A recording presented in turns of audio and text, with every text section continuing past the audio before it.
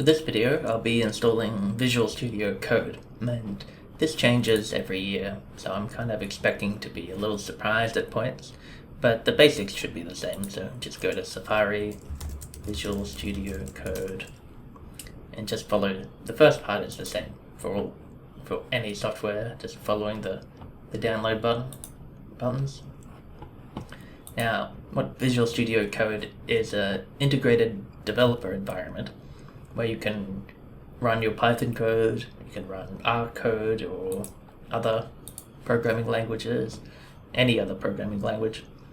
It is, as far as I can tell, the most popular way to run code at the moment. There used to be many other popular software, but VS Code has sort of overtaken it. Okay, now the install was a bit abrupt. It just downloaded a zip file, and when you open it, it dumped out the application file. So we'll just drag this into the applications folder, and that's the installation process done. I can delete that zip file now. Now to run it, it might complain the very first time I run it because it's downloaded from the internet. Let's see what happens. Yes, okay. It was downloaded. Are you sure you want to open it? Yes.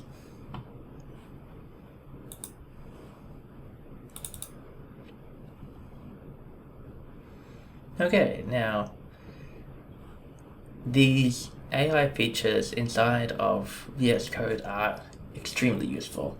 So let's see if we can set them up. We'll follow this walkthrough. Set up Copilot.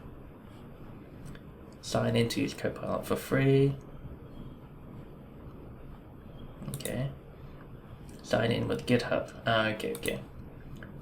So if I click on that, it will take me to GitHub to log in. Now, I have a GitHub account already, but if you don't, then you'll have to make one before this point. They're free, very useful.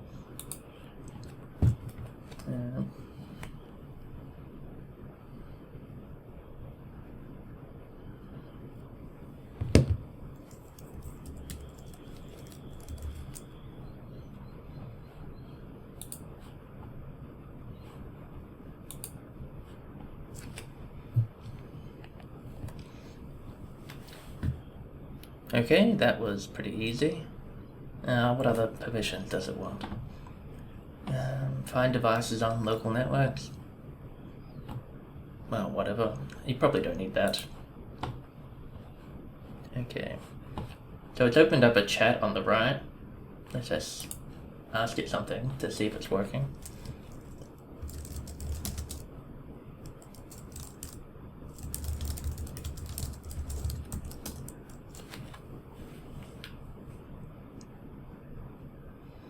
Okay, that seems to be doing the normal AI stuff.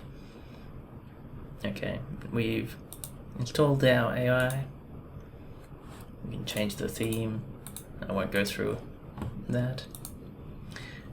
And this is quite useful. So whenever you open up a file from a specific programming language for the first time, Visual Studio Code will prompt you to install an extension so that it can interact with that kind of code in a very nice way. So give you syntax highlighting or debugger support, things like that.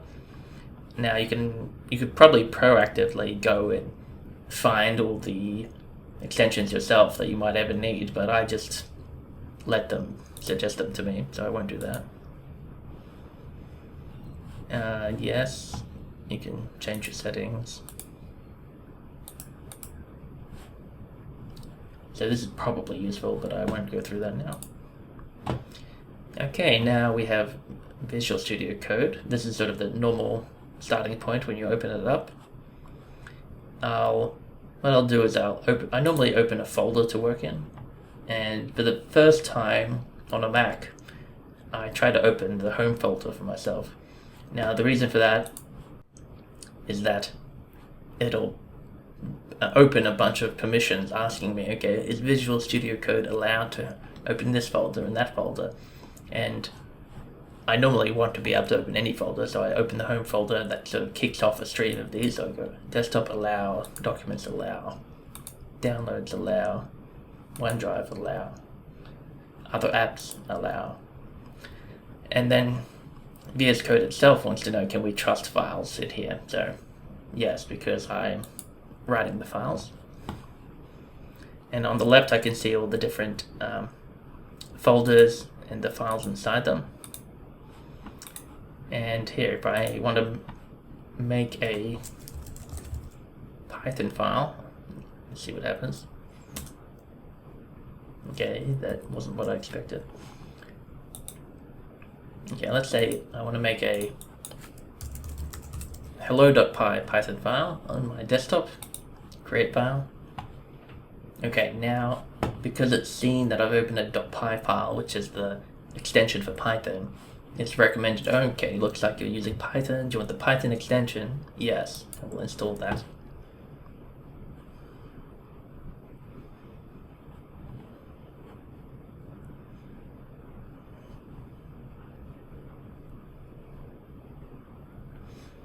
Okay, so it's got some more sort of tutorial type stuff for Python. Not bad, I'll skip that. Go back to my hello.py and print hello. Now see, actually, because we signed up to GitHub Copilot, the automatic suggestions are already kicking in here. So I just typed in print hello world, and this grayed out area underneath it is the AI suggested code. Then if I just click tab, then it accepts that suggestion and then makes another one. So it made some prompt here, and it's just going to keep making comments like that. This can be useful though if you want to direct it, say this function checks if a number is a prime number, for example. So I say in a comment what I want, and then the auto suggestions are sort of driven by that comment now. So the next line is defining the start of the function. Okay, and then now it's giving me the rest of the whole function. And even some example usages. Okay, now if I save that and try to run it, let's see if that works.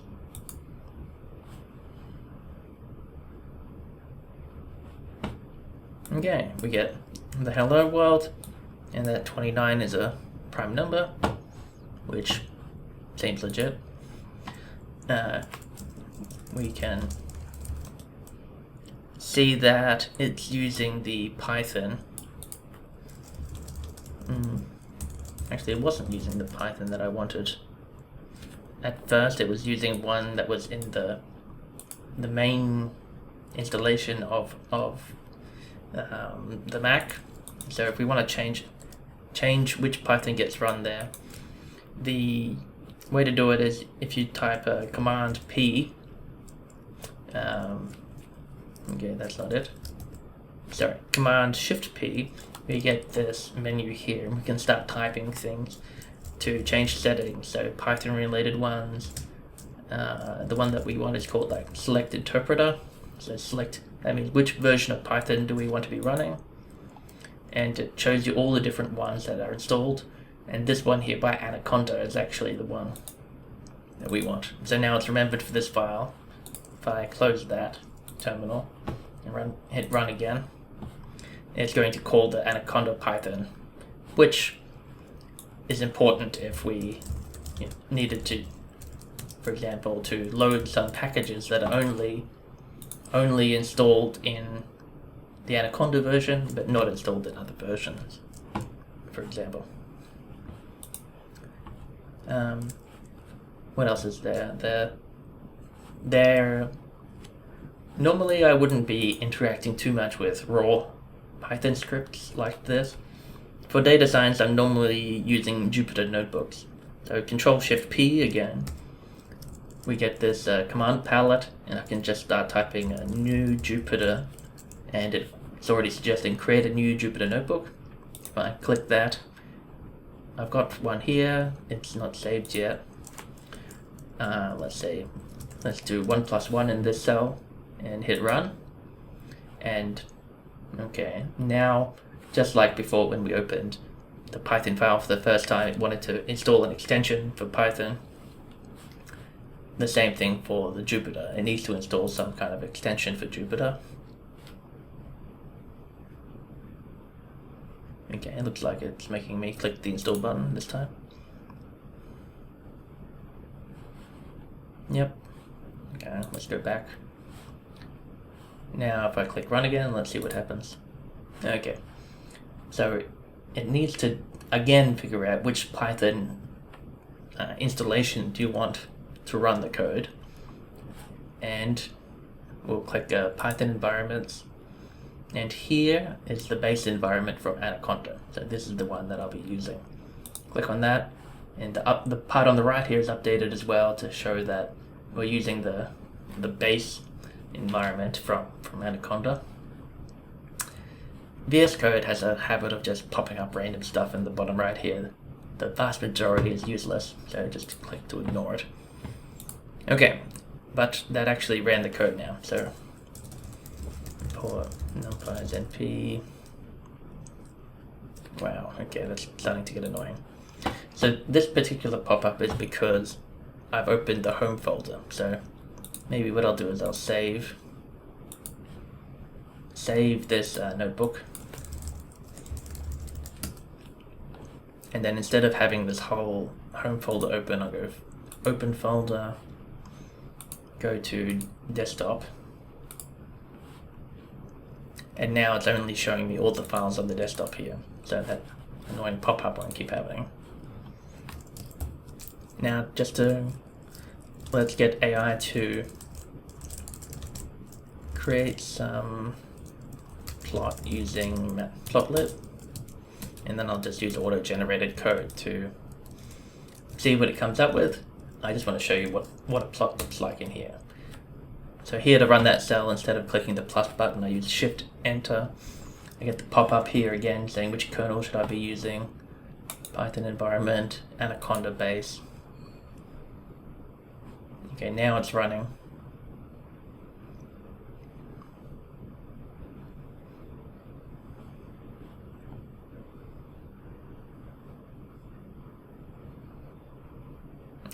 I forgot. The first time you run Matplotlib is also quite slow.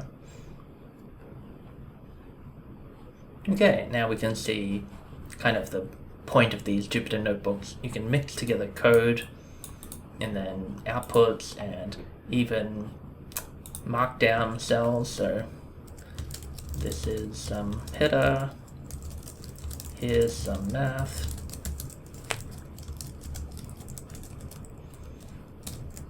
and if I run that cell, it renders the markdown, and then maybe I'll say make up some pandas data frame and print it out. So this is showing what,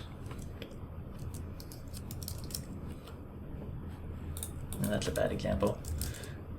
You can get also kind of nice views of tabular data here inside the outputs of the Jupyter Notebook. And I believe that's mainly the most of what you need to be operating VS Code. I often find myself dropping down to the terminal here, and if I need to install something or do some other command line tools, but if you don't need to do that, then you don't need to worry about that. Another thing worth noting is I almost never write code like this just in my desktop folder or downloads or anything like that.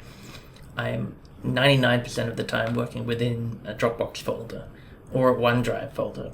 So that way every time I do something, change some code, then I'm hitting Command S to save, and then Dropbox will be keeping a backup immediately every time I hit save, keeping it in the cloud, so that later on if I make some horrific mistake, I can go back in the version history and pull out the version that worked, from 5 minutes ago or a day or a week ago. So I highly recommend that for you as well. If you're not using any kind of cloud storage, you will lose some work and it will be painful.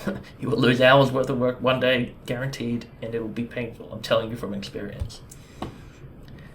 But I think that's probably all there is to say for this getting started with VS Code video.